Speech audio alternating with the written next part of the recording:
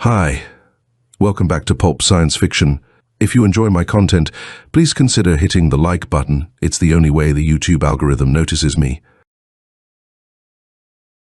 The Miracle of the Lily by Claire Winger Harris. Amazing Stories. April 1928. Chapter 1. Since the comparatively recent resume of the ancient order of agriculture, Nathano had been asked to set down the extraordinary events of the past 2,000 years, at the beginning of which time the supremacy of man, chief of the mammals, threatened to come to an untimely end. Ever since the dawn of life upon this globe, life which it seemed had crept from the slime of the sea, only two great types had been the rulers, the reptiles and the mammals. The former held undisputed sway for cons, but gave way eventually before the smaller, but intellectually superior mammal.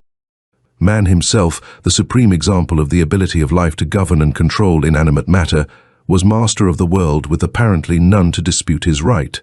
Yet, so blinded was he with pride over the continued exercise of his power on earth, over other lower types of mammals and the nearly extinct reptiles, that he failed to notice the slow but steady rise of another branch of life, different from his own, smaller, it is true, but no smaller than he had been in comparison with the mighty reptilian monsters that roamed the swamps in Mesozoic times. These new enemies of man, though seldom attacking him personally, threatened his downfall by destroying his chief means of sustenance, so that by the close of the 20th century, strange and daring projects were laid before the various governments of the world with an idea of fighting man's insect enemies to the finish. These pests were growing in size, multiplying so rapidly and destroying so much vegetation that eventually no plants would be left to sustain human life.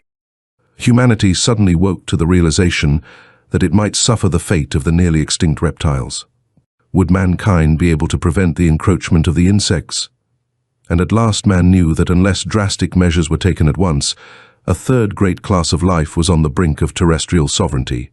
Of course, no great changes in development come suddenly.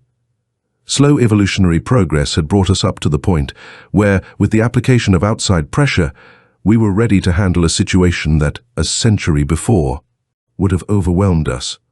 I reproduce here in part a lecture delivered by a great American scientist, a talk which, sent by radio throughout the world, changed the destiny of mankind, but whether for good or for evil, I will leave you to judge at the conclusion of this story.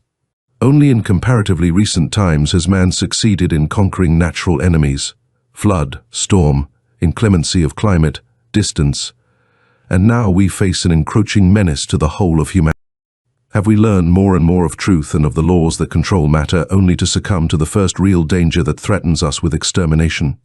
Surely, no matter what the cost, you will rally to the solution of our problem, and I believe, friends, that I have discovered the answer to the enigma. I know that many of you, like my friend Professor Fair, will believe my ideas too extreme, but I am convinced that unless you are willing to put behind you those notions which are old and not utilitarian, you cannot hope to cope with the present situation. Already, in the past few decades, you have realized the utter futility of encumbering yourselves with superfluous possessions that had no useful virtue, but which, for various sentimental reasons, you continued to hoard, thus lessening the degree of your life's efficiency by using for it time and attention that should have been applied to the practical work of life's accomplishments. You have given these things up slowly, but I am now going to ask you to relinquish the rest of them quickly. Everything that interferes in any way with the immediate disposal of our enemies, the insects. At this point, it seems that my worthy ancestor, Professor Fair, objected to the scientist's words, asserting that efficiency at the expense of some of the sentimental virtues was undesirable and not conducive to happiness, the real goal of man. The scientist, in his turn, argued that happiness was available only through a perfect adaptability to one's environment, and that efficiency sans love, mercy, and the softer sentiments was the shortcut to human bliss.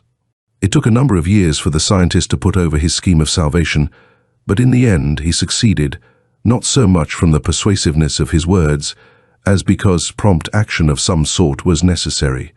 There was not enough food to feed the people of the earth. Fruit and vegetables were becoming a thing of the past. Too much protein food in the form of meat and fish was injuring the race, and at last the people realized that for fruits and vegetables, or their nutritive equivalent, they must turn from the field to the laboratory, from the farmer to the chemist. Synthetic food was the solution to the problem. There was no longer any use in planting and caring for foodstuffs destined to become the nourishment of man's most deadly enemy. The last planting took place in 2900s, but there was no harvest.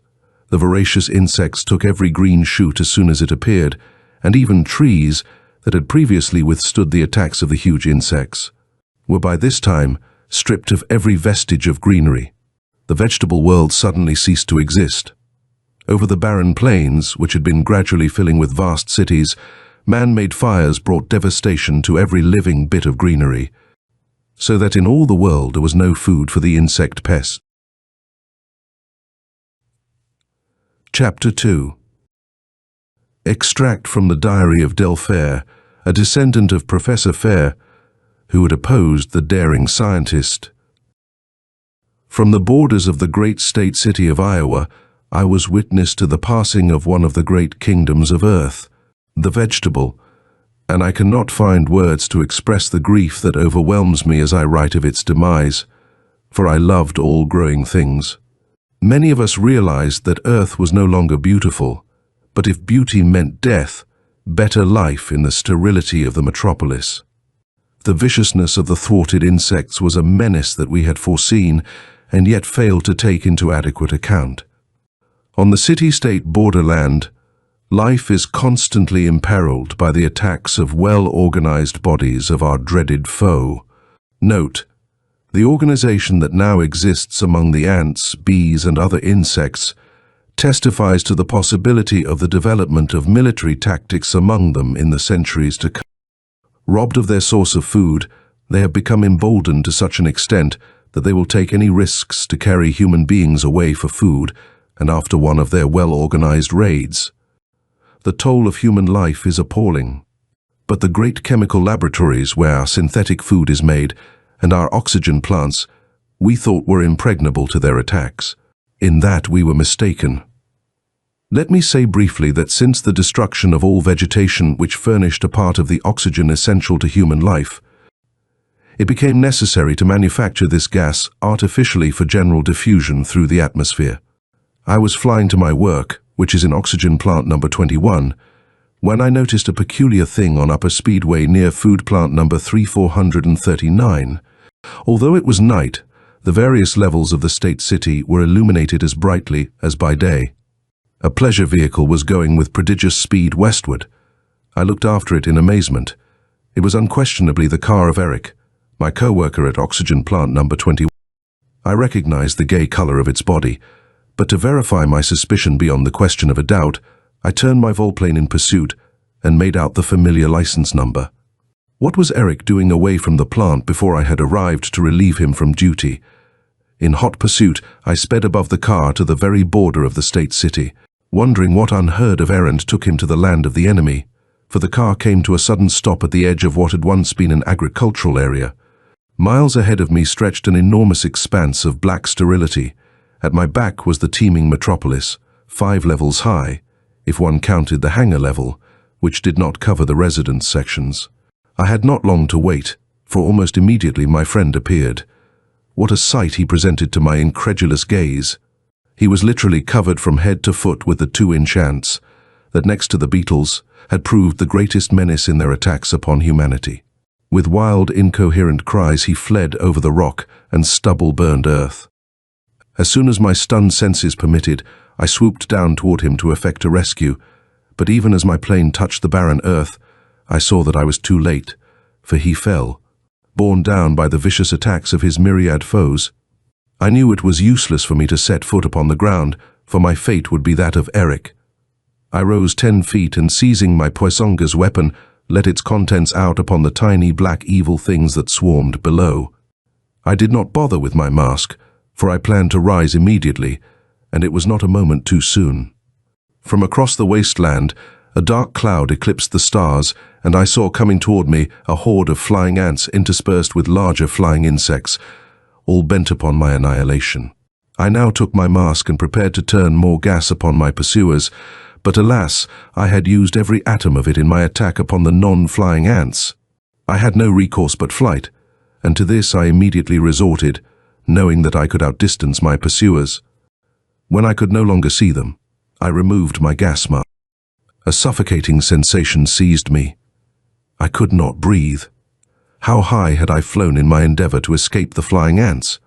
I leaned over the side of my plane expecting to see the city far, far below me.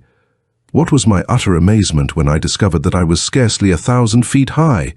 It was not altitude that was depriving me of the life-giving oxygen. A drop of 300 feet showed me inert specks of humanity lying about the streets. Then I knew the oxygen plant was not in operation. In another minute I had on my oxygen mask, which was attached to a small portable tank for emergency use, and I rushed for the vicinity of the plant. There I witnessed the first signs of life. Men equipped with oxygen masks were trying to force entrance into the locked building. Being an employee, I possessed knowledge of the combination of the great lock, and I opened the door, only to be greeted by a swarm of ants that commenced a concerted attack upon us. The floor seemed to be covered with a moving black rug, the corner nearest the door appearing to unravel as we entered, and it was but a few seconds before we were covered with the clinging, biting creatures, who fought with a supernatural energy born of despair. 2 very active ants succeeded in getting under my helmet. The bite of their sharp mandibles and the effect of their poisonous formic acid became intolerable. Did I dare remove my mask while the air about me was foul with the gas discharged from the weapons of my allies? While I felt the attacks elsewhere upon my body gradually diminishing as the insects succumbed to the deadly fumes, the 2 upon my face waxed more vicious under the protection of my mask. 1 at each eye, they were trying to blind me. The pain was unbearable. Better the suffocating death gas than the torture of lacerated eyes. Frantically, I removed the headgear and tore at the shiny black feet. Strange to tell, I discovered that I could breathe near the vicinity of the great oxygen tanks, where enough oxygen lingered to support life at least temporarily. The 2 vicious insects, no longer protected by my gas mask, scurried from me like rats from a sinking ship and disappeared behind the oxygen tanks. This attack of our enemies, though unsuccessful on their part, was dire in its significance, for it had shown more cunning and ingenuity than anything that had ever preceded it. Heretofore, their onslaughts had been confined to direct attacks upon us personally or upon the synthetic food laboratories, but in this last raid they had shown an amazing cleverness that portended future disaster. Unless they were checked at once, it was obvious they had ingeniously planned to smother us by the suspension of work at the oxygen plant, knowing that they themselves could exist in an atmosphere containing a greater percentage of carbon dioxide. Their scheme, then, was to raid our laboratories for food. Chapter 3. A continuation of Delphair's account. Although it was evident that the cessation of all plant life spelled inevitable doom for the insect inhabitants of Earth, their extermination did not follow as rapidly as one might have supposed. There were years of internecine warfare. The insects continued to thrive, though in decreasing numbers, upon stolen laboratory foods, bodies of human beings, and finally upon each other, at first capturing enemy species, and at last even resorting to cannibalistic procedure. Their rapacity grew in inverse proportion to their waning numbers, until the meeting of even an isolated insect might mean death, unless one were equipped with poison gas and prepared to use it upon a second's notice.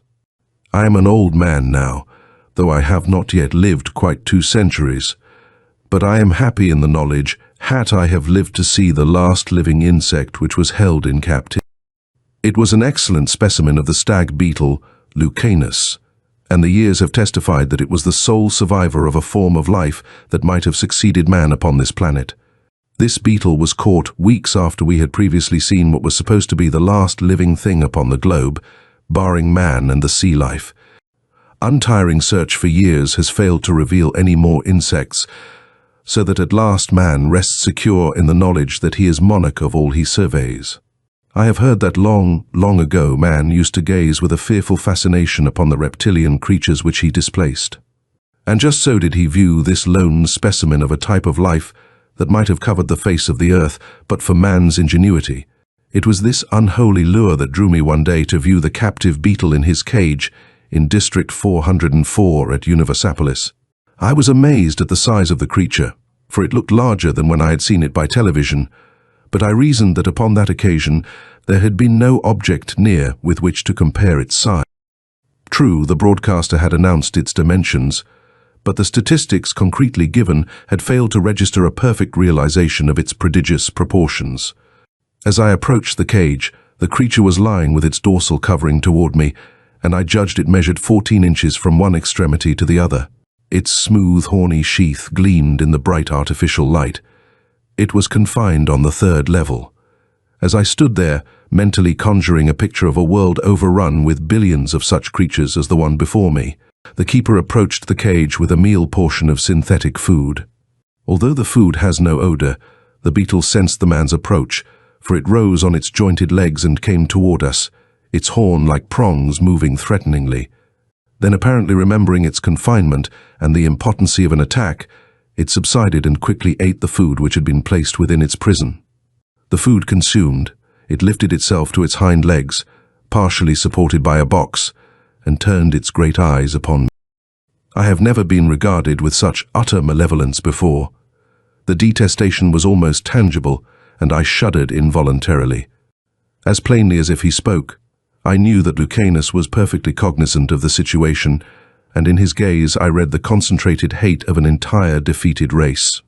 I had no desire to gloat over his misfortune, rather a great pity toward him welled up within me. I pictured myself alone, the last of my kind, held up for ridicule before the swarming hordes of insects who had conquered my people, and I knew that life would no longer be worth the living. Whether he sensed my pity or not I do not know, but he continued to survey me with unmitigated rage, as if he would convey to me the information that his was an implacable hatred that would outlast eternity. Not long after this he died, and a world long since intolerant of ceremony surprised itself by interring the beetle's remains in a golden casket, accompanied by much pomp and splendor. I have lived many long years since that memorable event, and undoubtedly my days here are numbered, but I can pass on happily, convinced that in this sphere man's conquest of his environment is supreme. Chapter 4. In a direct line of descent from Professor Fair and Del Fair, the author of the preceding chapter, comes Thenor, whose journal is given in this chapter. Am I a true product of the year 2928? Sometimes I am convinced that I am hopelessly old-fashioned, an anachronism that should have existed 1,000 years ago. In no other way can I account for the dissatisfaction I feel in a world where efficiency has at last reached a maximum. I am told that I spring from a line of ancestors who were not readily acclimated to changing conditions. I love beauty, yet I see none of it here. There are many who think our lofty buildings that tower 2,000 and 3,000 feet into the air are beautiful, but while they are architectural splendors, they do not represent the kind of loveliness I crave. Only when I visit the sea do I feel any satisfaction for a certain yearning in my soul. The ocean alone shows the handiwork of God. The land bears evidence only of man. As I read back through the diaries of my sentimental ancestors, I find occasional glowing descriptions of the world that was, the world before the insects menaced human existence. Trees, plants, and flowers brought delight into the lives of people as they wandered among them in vast open spaces, I am told, where the earth was soft beneath the feet, and flying creatures, called birds, sang among the greenery. True, I learned that many people had not enough to eat, and that uncontrollable passions governed them, but I do believe it must have been more interesting than this methodical, unemotional existence. I cannot understand why many people were poor, for I am told that nature as manifested in the vegetable kingdom was very prolific, so much so that year after year quantities of food rotted on the ground. The fault, I find by my reading, was not with nature, but with man's economic system, which is now perfect, though this perfection really brings few of us happiness, I think. Now there is no waste. All is converted into food. Long ago, man learned how to reduce all matter to its constituent elements, of which there are nearly 100 in number, and from them to rebuild compounds for food.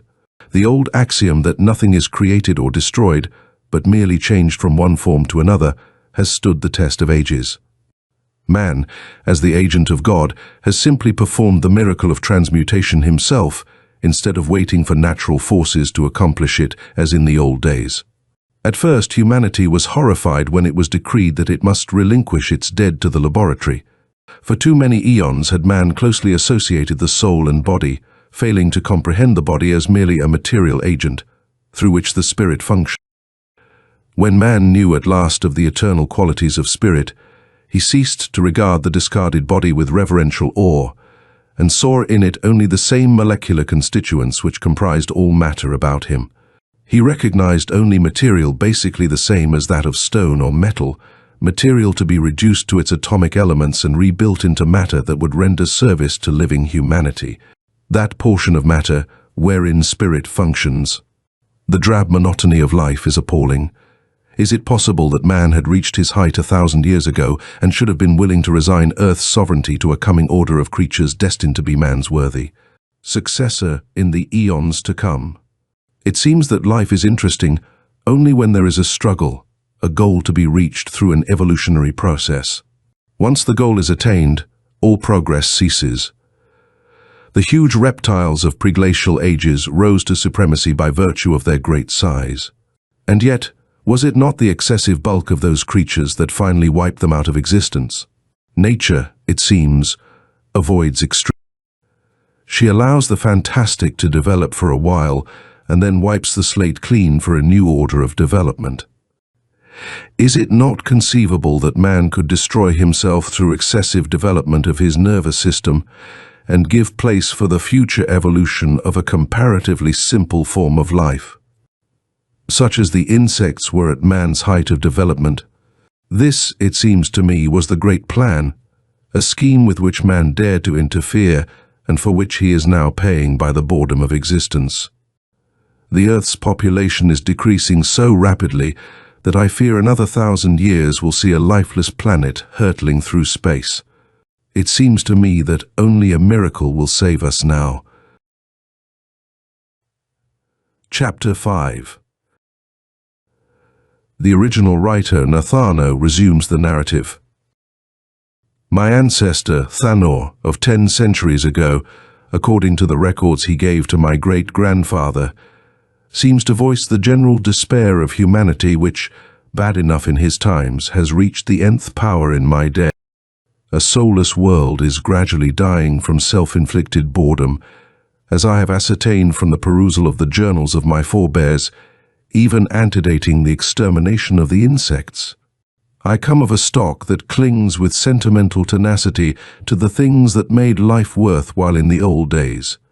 If the world at large knew of my emotional musings concerning past ages, it would scarcely tolerate me, but surrounded by my thought insulator, I often indulge in what fancies I will, and such meditation, coupled with a love for a few ancient relics from the past, have led me to a most amazing discovery.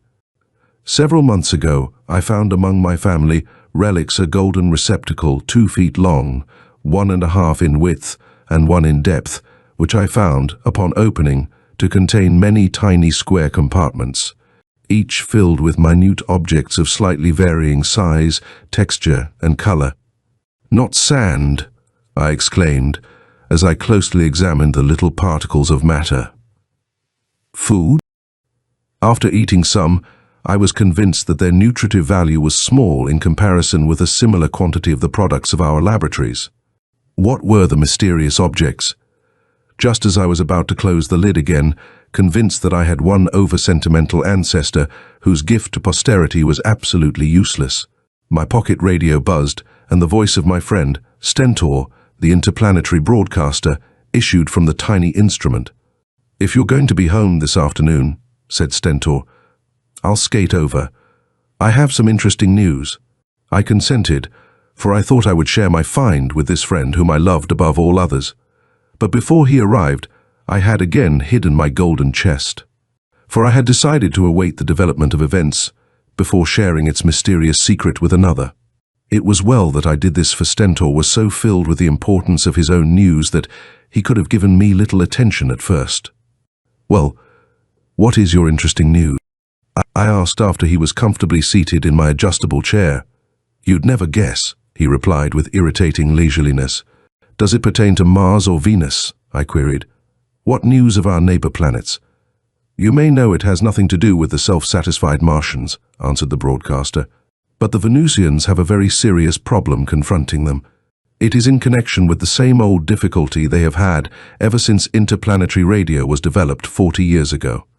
You remember that, in their second communication with us, they told us of their continual warfare on insect pests that were destroying all vegetable food. Well, last night, after general broadcasting had ceased, I was surprised to hear the voice of the Venusian broadcaster. He's suggesting that we get up a scientific expedition to Venus to help the natives of his unfortunate planet solve their insect problem, as we did ours. He says the Martians turn a deaf ear to their plea for help, but he expects sympathy and assistance from Earth, who has so recently solved these problems for herself. I was dumbfounded at Stentor's news. "But the Venusians are farther advanced mechanically than we," I objected, "though they are behind us in the natural sciences. They could much more easily solve the difficulties of space flying than we could."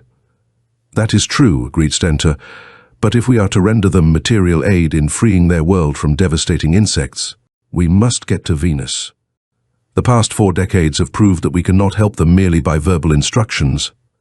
Now, last night," Stentor continued, with warming enthusiasm, "Wanyana, the Venusian broadcaster, informed me that scientists on Venus are developing interplanetary television.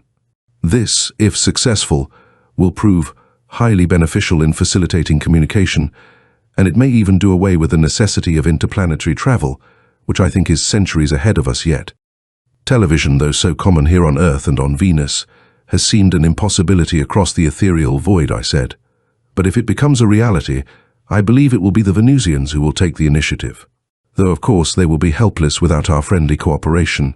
In return for the mechanical instructions they have given us from time to time, I think it no more than right that we should try to give them all the help possible in freeing their world, as ours has been freed, of the insects that threaten their very existence. Personally, therefore, I hope it can be done through radio and television rather than by personal excursions." "I believe you are right," he admitted, "but I hope we can be of service to them soon. Ever since I have served in the capacity of official interplanetary broadcaster, I have liked the spirit of good fellowship shown by the Venusians through their spokesman, Wanyana. The impression is favorable in contrast to the superciliousness of the inhabitants of Mars." We conversed for some time, but at length he rose to take his leave. It was then I ventured to broach the subject that was uppermost in my thoughts. "I want to show you something, Stentor," I said, going into an adjoining room for my precious box and returning shortly with it. A relic from the days of an ancestor named Delphaire, who lived at the time the last insect, a beetle, was kept in captivity.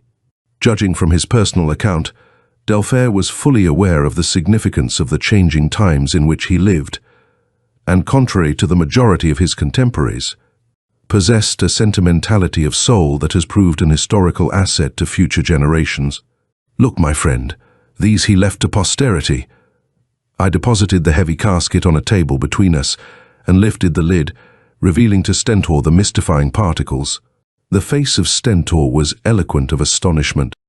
Not unnaturally, his mind took somewhat the same route as mine had followed previously, though he added atomic power units to the list of possibilities. He shook his head in perplexity.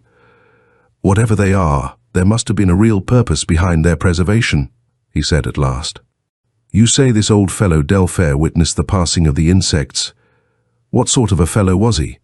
Likely to be up to any tricks?" "Not at all," I asserted rather indignantly.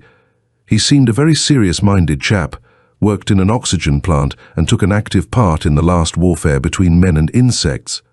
Suddenly, Stentor stooped over and scooped up some of the minute particles into the palm of his hand, and then he uttered a maniacal shriek and flung them into the air. "Great God, man, do you know what they are?" he screamed, shaking violently. "No, I do not," I replied quietly, with an attempt at dignity I did not feel. "Insect eggs," he cried, and shuddering with terror, he made for the door. I caught him on the threshold and pulled him forcibly back into the room. "Now see here," I said sternly, "not a word of this to anyone. Do you understand? I will test out your theory in every possible way, but I want no public interference." At first he was obstinate, but finally yielded to threats when supplications were impotent. "I will test them," I said, "and will endeavor to keep hatchings under absolute control should they prove to be what you suspect." It was time for the evening broadcasting, so he left, promising to keep our secret, and leaving me regretting that I had taken another into my confidence. Chapter 6. For days following my unfortunate experience with Stentor, I experimented upon the tiny objects that had so terrified him. I subjected them to various tests for the purpose of ascertaining whether or not they bore evidence of life, whether in egg, pupa, or larva stages of development.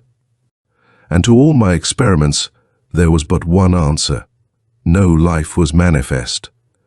Yet I was not satisfied, for chemical tests showed that they were composed of organic matter. Here was an inexplicable enigma. Many times I was on the verge of consigning the entire contents of the chest to the flames.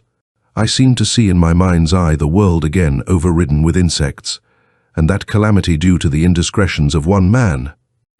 My next impulse was to turn over my problem to scientists, when a suspicion of the truth dawned on me.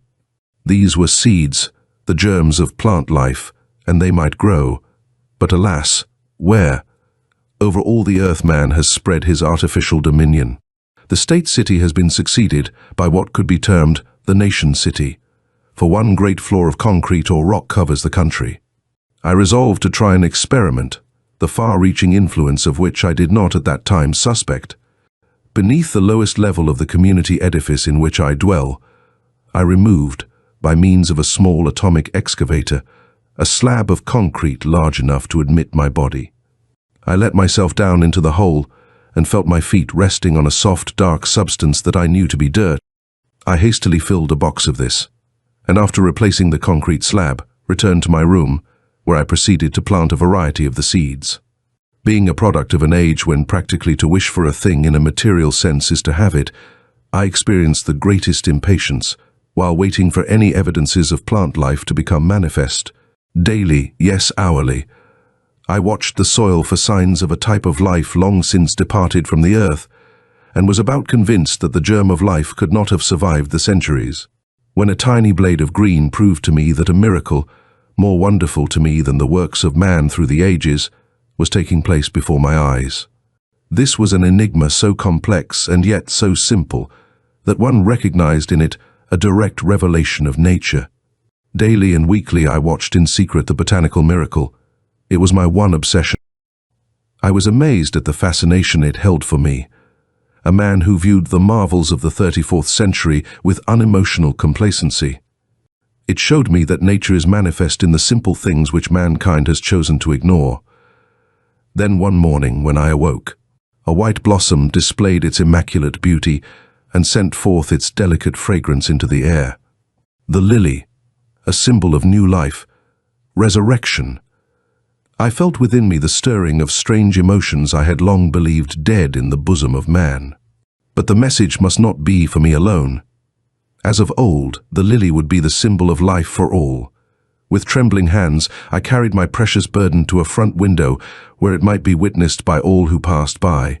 The first day there were few who saw it, for only rarely do men and women walk. They usually ride in speeding vehicles of one kind or another, or employ electric skates, a delightful means of locomotion, which gives the body some exercise. The fourth city level, which is reserved for skaters and pedestrians, is kept in a smooth, glass-like condition. And so it was only the occasional pedestrian, walking on the outer border of the fourth level, upon which my window faced, who first carried the news of the growing plant to the world.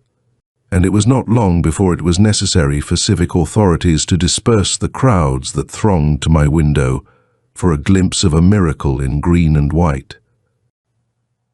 When I showed my beautiful plant to Stentor, he was most profuse in his apology and came to my rooms every day to watch it unfold and develop. But the majority of people, long used to business-like efficiency, were intolerant of the sentimental emotions that swayed a small minority, and I was commanded to dispose of the lily. But a figurative seed had been planted in the human heart, a seed that could not be disposed of so readily, and this seed ripened and grew until it finally bore fruit. Chapter 7. It is a very different picture of humanity that I paint 10 years after the last entry in my diary. My new vocation is farming, but it is farming on a far more intensive scale than had been done 2,000 years ago. Our crops never fail, for temperature and rainfall are regulated artificially, but we attribute our success principally to the total absence of insect pests. Our small agricultural areas dot the country like the parks of ancient days and supply us with a type of food, no more nourishing, but more appetizing than that produced in the laboratories. Truly, we are living in a marvelous age. If the Earth is ours completely, why may we not turn our thoughts toward the other planets in our solar system? For the past 10 or 11 years, the Venusians have repeatedly urged us to come and assist them in their battle for life. I believe it is our duty to help them. Tomorrow will be a great day for us, and especially for Stentor, as the new interplanetary television is to be tested, and it is possible that for the first time in history, we shall see our neighbors in the infinity of space. Although the people of Venus were about 1,000 years behind us in many respects, they have made wonderful progress with radio and television. We have been in radio communication with them for the last half-century, and they shared with us the joy of the establishment of our Eden. They have always been greatly interested in hearing Stentor tell the story of our subjugation of the insects that threaten to wipe us out of existence. For they have exactly that problem to solve now. Judging from their reports, we fear that theirs is a losing battle. Tomorrow we shall converse face-to-face with the Venusians. It will be an event second in importance only to the first radio communications interchanged 50 years ago. Stentor's excitement exceeds that displayed at the time of the discovery of the seeds. Well, it is over, and the experiment was a success. But alas for the revelation. The great assembly halls all over the continent were packed with humanity eager to catch a first glimpse of the Venusians. Prior to the test, we sent our message of friendship and goodwill by radio, and received a reciprocal one from our interplanetary neighbors. Alas, we were ignorant at that time. Then the television receiving apparatus was put into operation, and we sat with breathless interest, our eyes intent upon the crystal screen before us. I sat near Stentor and noted the feverish ardor with which he watched for the first glimpse of Wanyana. At first, hazy mist like specters seemed to glide across the screen. We knew these figures were not in correct perspective. Finally, one object gradually became more opaque. Its outlines could be seen clearly. Then across that vast assemblage, as well as thousands of others throughout the world, there swept a wave of speechless horror, as its full significance burst upon mankind. The figure that stood facing us was a huge six-legged beetle, not identical in every detail with our earthly enemies of past years, but unmistakably an insect of gigantic proportion. Of course, it could not see us, for our broadcaster was not to appear until afterward, but it spoke, and we had to close our eyes to convince ourselves that it was the familiar voice of Wanyana, the leading Venusian radio broadcaster. Stentor grabbed my arm, uttered an inarticulate cry, and would have fallen but for my timely support. "Friends of Earth, as you call your world," began the object of horror. "This is a momentous occasion in the annals of the twin planets, and we are looking forward to seeing one of you, and preferably Stentor. For the first time, as you are now viewing one of us. We have listened many times with interest to your story of the insect pests which threaten to follow you as lords of your planet. As you have often heard us tell, we are likewise molested with insects. Our fight is a losing one, unless we can soon exterminate them."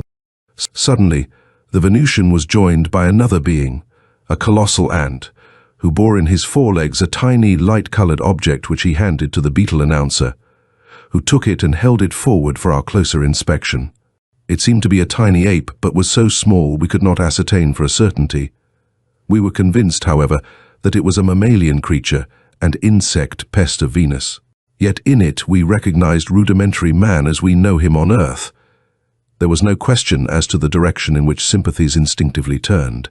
Yet reason told us that our pity should be given to the intelligent reigning race who had risen to its present mental attainment through eons of time. By some quirk or freak of nature, way back in the beginning, life had developed in the form of insects instead of mammals. Or, the thought was repellent, had insects in the past succeeded in displacing mammals, as they might have done here on Earth? There was no more television that night. Stentor would not appear, so disturbed was he by the sight of the Venusians. But in the morning, he talked to them by radio and explained the very natural antipathy we experienced in seeing them or in having them see us. Now they no longer urge us to construct ether ships and go to help them dispose of their insects. I think they are afraid of us, and their very fear has aroused in mankind an unholy desire to conquer them. I am against it. Have we not had enough of war in the past? We have subdued our own world and should be content with that, instead of seeking new worlds to conquer. But life is too easy here. I can plainly see that. Much as he may seem to dislike it, man is not happy, unless he has some enemy to overcome, some difficulty to surmount. Alas, my greatest fears for man were groundless. A short time ago, when I went out into my field to see how my crops were faring, I found a six-pronged beetle voraciously eating. No, man will not need to go to Venus to fight insects. End of The Miracle of the Lily by Claire Winger Harris.